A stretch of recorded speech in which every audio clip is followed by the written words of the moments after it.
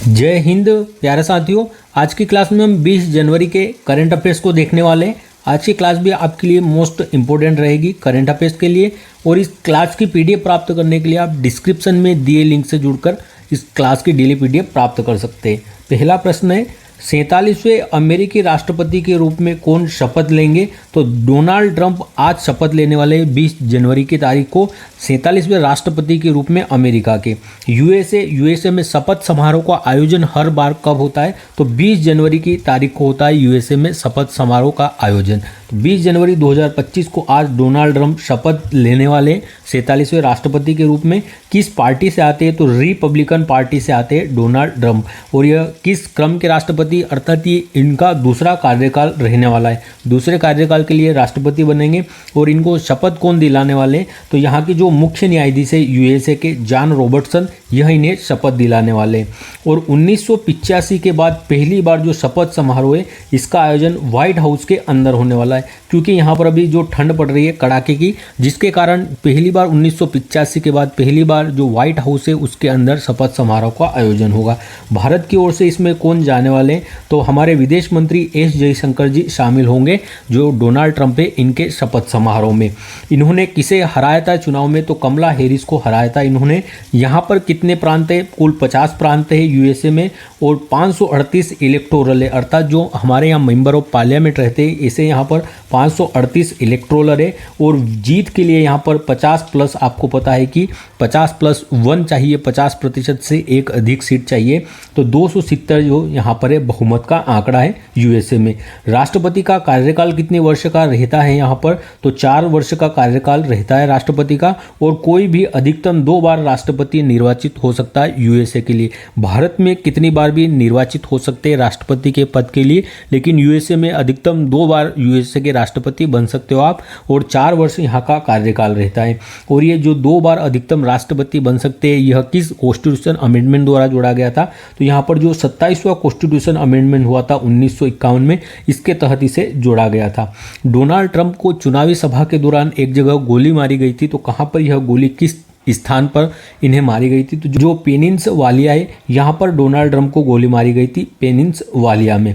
भारत के राष्ट्रपति से संबंधित अगर महत्वपूर्ण अनुच्छेदों को देखें तो आर्टिकल 52 कहता है कि भारत का एक राष्ट्रपति होगा। आर्टिकल 53 कहता है कि राष्ट्रपति में कार्यपालिका शक्ति निहित होगी। आर्टिकल 54 निर्वाचक मंडल की बात करता है, अर्थात राष्ट्रपति के निर्वाचन में कौन कौन भाग लेने वाला है? तो जो हमारे इलेक्टेड मेंबर ऑफ पार्लियामेंट है और जो इलेक्टेड हमारे एमएल है वह इसमें भाग लेने वाले हैं। 56वां जो अनुच्छेद है यह कहता है कि निर्वाचन की विधि क्या होगी, किस विधि से निर्वाचन होगा राष्ट्रपति का? तो जो एकल संक्रमणीय पद्धति है उसके द्वारा भारत में निर्वाचन होता है राष्ट्रपति का। आर्टिकल 56 के तहत कार्यकाल का वर्णन किया गया है, 5 वर्ष का कार्यकाल होता है राष्ट्रपति का। आर्टिकल 57 कहता है री इलेक्शन के बारे में, अर्थात पुनः निर्वाचित हो सकता है भारत के राष्ट्रपति पद के लिए।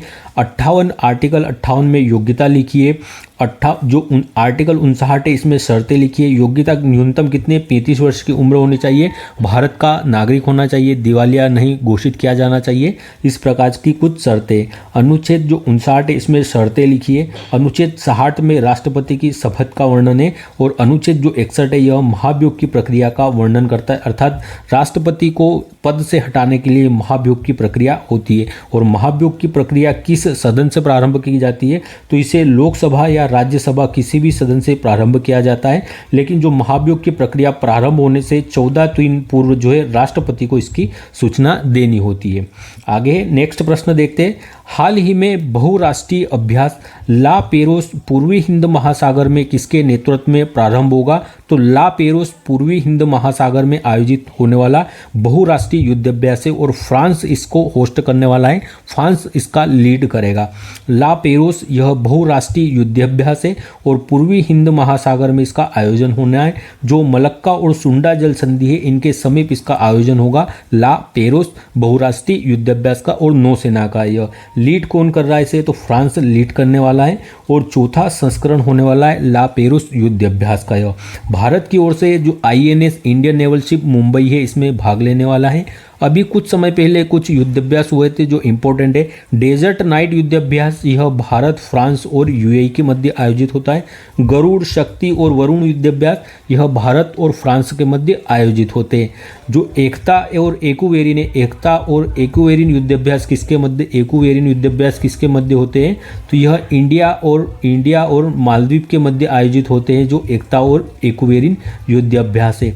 जो मालाबार युद्धाभ्यास है यह किसके मध्य होता है, मालाबार युद्धाभ्यास, तो मालाबार युद्धाभ्यास क्वाड संगठन है इसके सदस्यों के मध्य होता है। और इसमें कौन कौन शामिल है, तो इंडिया, यूएसए, ऑस्ट्रेलिया और जापान, ये 4 सदस्य देश शामिल है जिनके मध्य मालाबार युद्धाभ्यास होता है। ये भी आपको ध्यान में रखना है कि मालाबार युद्धाभ्यास किसके मध्य होता है। नेक्स्ट प्रश्न है, हाल ही में टेनिस इतिहास में सबसे ज़्यादा ग्रैंड स्लैम मैच खेलने का रिकॉर्ड किसने बनाया है, सर्वाधिक ग्रैंड स्लैम मैच किसने खेल लिए, तो यह नोवाक जोकोविच के द्वारा रिकॉर्ड बनाया गया है। और नोवाक जोकोविच कहाँ के, सर्बिया के खिलाड़ी यह टेनिस के। आपको पता होगा कि एक वर्ष में ग्रैंड स्लैम के कितने आयोजन होते हैं, 4 ग्रैंड स्लैम होते हैं, अर्थात 4 टेनिस की प्रतियोगिताएं होती है जिन्हें ग्रैंड स्लैम कहा जाता है। अब जनवरी प्रारंभ हो चुका है, तो जो ऑस्ट्रेलियन ओपन है वर्ष का पहला ग्रैंड स्लैम यह प्रारंभ हो चुका है। तो ऑस्ट्रेलियन ओपन प्रारंभ हो चुका है अभी, और नोवाक जोकोविच ने इसे खेला है जो कि सर्बिया के खिलाड़ी है। और यह इनका 430वें क्रम का ग्रैंड स्लैम का मैच था। तो ग्रैंड स्लैम के सर्वाधिक मैच खेलने वाले खिलाड़ी कौन बन गए, तो यह नोवाक जोकोविच बन गए। और जो है 430 मैच खेल चुके हैं यह टेनिस के।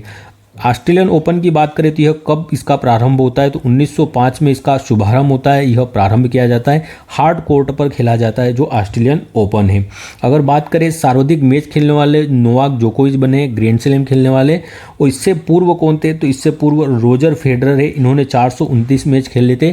और रोजर फेडरर कहाँ के थे, यह स्विट्जरलैंड के।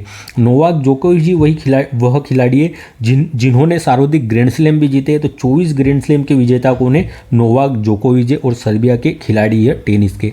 इसके बाद जो ऑस्ट्रेलियन ओपन है, इसके बाद वर्ष का सेकेंड जो ग्रैंड स्लैम है वो फ्रेंच ओपन है। फ्रेंच ओपन 1891 से प्रारंभ होता है और क्ले कोर्ट पर लाल बजरी पर खेला जाता है जो चिकनी मिट्टी पर है फ्रेंच ओपन। इनके बाद उसके उपरांत विंबलडन होता है। विंबलडन यह ग्रास कोर्ट पर खेला जाता है और सबसे पुराना ग्रैंड स्लैम भी हमारा विंबलडन है, 1877 में यह प्रारंभ होता है। इसके बाद अंतिम ग्रैंड स्लैम होता है वर्ष का कौन सा, यूएस ओपन, 1881 से यह प्रारंभ होता है और यह हार्ड कोर्ट पर खेला जाता है जो यूएस ओपन है। अगर बात करें 2024 में मेल में जो ऑस्ट्रेलियन ओपन है और जो यूएस ओपन है, इसके विजेता कौन है, तो जेनिक सिनर है। कौन है, जेनिक सिनर इसके विजेता है और इटली के यह खिलाड़ी है जेनिक सिनर। इस बार 2024 में जो ऑस्ट्रेलियन ओपन और यूएस ओपन हुआ था उसके विजेता। और जो फ्रेंच ओपन और विंबलडन हुआ था इसके विजेता कौन है, तो कार्लोस अलगराज है। कौन है, कार्लोस अलगराज जो फ्रेंच ओपन और विंबलडन है इसके विजेता रहे थे 2024 में। आपको ध्यान रखना है करंट के हिसाब से। नेक्स्ट प्रश्न है, हाल ही में विश्व का 300 मेगावाट का संपीड़ित वायु का ऊर्जा भंडारण संयंत्र नेक्चू फर्स्ट कहाँ प्रारंभ हुआ है, तो विश्व का पहला यह 300 मेगावाट का संपीड़ित वायु ऊर्जा भंडारण संयंत्र है नेक्चू फर्स्ट। और किस देश ने इसे लॉन्च किया या प्रारंभ किया है, चीन के द्वारा। नेक्चू फर्स्ट यह चीन के हुबई प्रांत में स्थापित किया गया है। और जो संपीड़ित वायु ऊर्जा भंडारण का संयंत्र है और कितनी संपीड़ित वायु को संपीड़ित करके कितनी वायु को यहाँ पर भरा गया है, तो 300 मेगावाट जो है इसकी क्षमता रहने वाली है। अर्थात वायु को अधिक जगह चाहिए तो वायु को संपीड़ित करके यहाँ पर जो है स्टोर किया गया है, भंडारण किया गया है, ताकि अगर भविष्य में जरूरत पड़े तो इसका उपयोग किया जा सके। और यह विश्व में पहली बार किया गया है। और कोयले को रिप्लेस किया जाएगा इससे, तो कोयले की जगह इसे उपयोग किया जाएगा संपीड़ित वायु का। इसके लिए इसका भंडारण किया गया है, जिससे जो ग्रीन हाउस गैसें हैं उनके उत्सर्जन में कमी आएगी। और संपीड़ित क्यों किया गया है, तो आयतन में कमी करने के लिए इसे संपीड़ित किया गया है। और संपीड़ित वायु ऊर्जा भंडारण संयंत्र है और 300 मेगावाट इसकी जो है क्षमता रहने वाली है।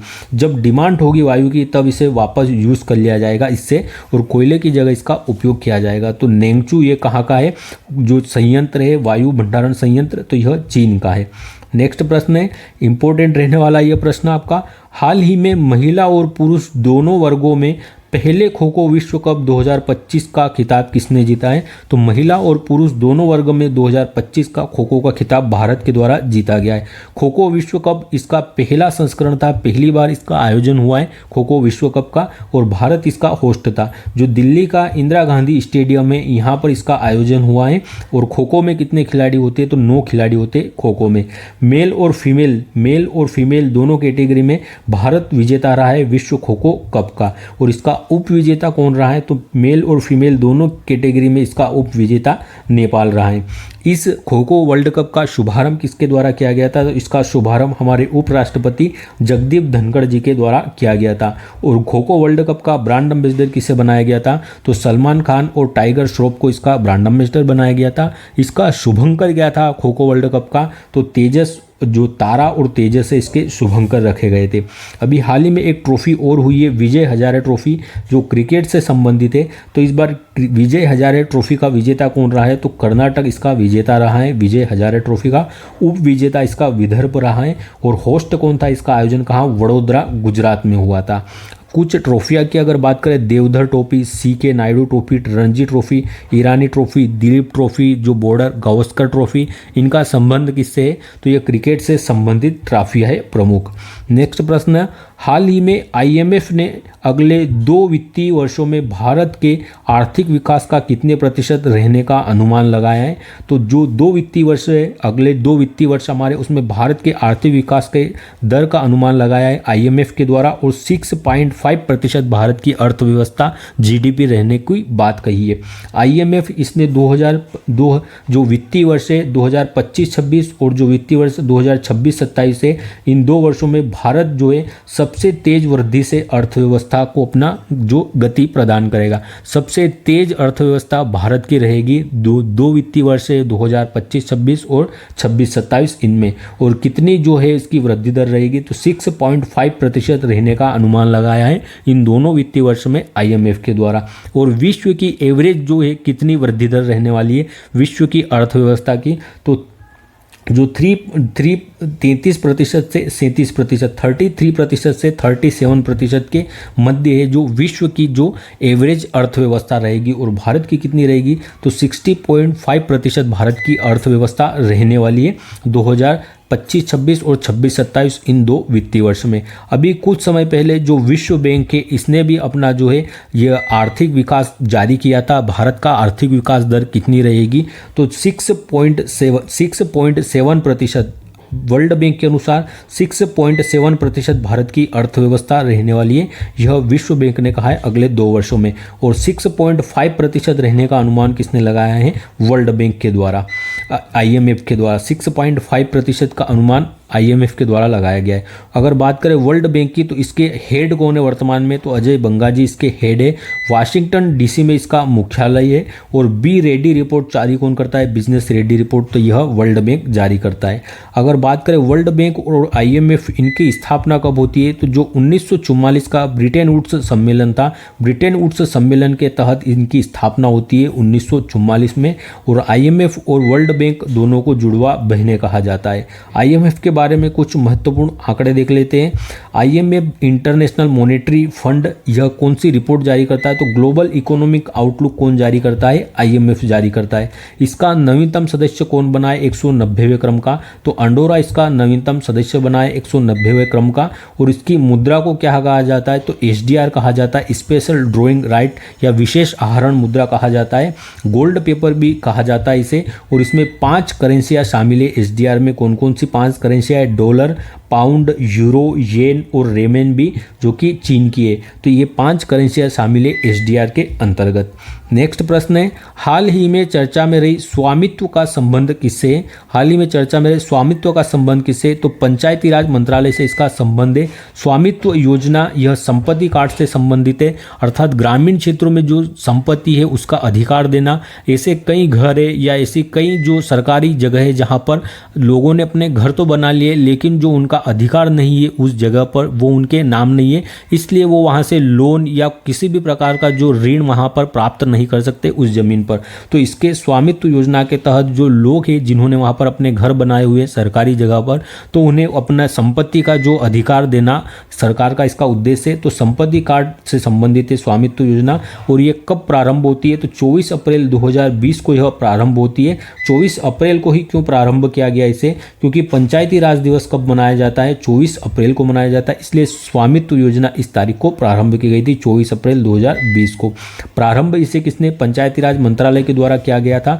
और प्रधानमंत्री ने इस स्वामित्व योजना के तहत अभी 65 लाख कार्ड का वितरण किया गया है। अभी जो ऑनलाइन के माध्यम से अलग अलग राज्यों में 65 लाख कार्ड का वितरण किया गया है स्वामित्व योजना के तहत 18 जनवरी 2025 को।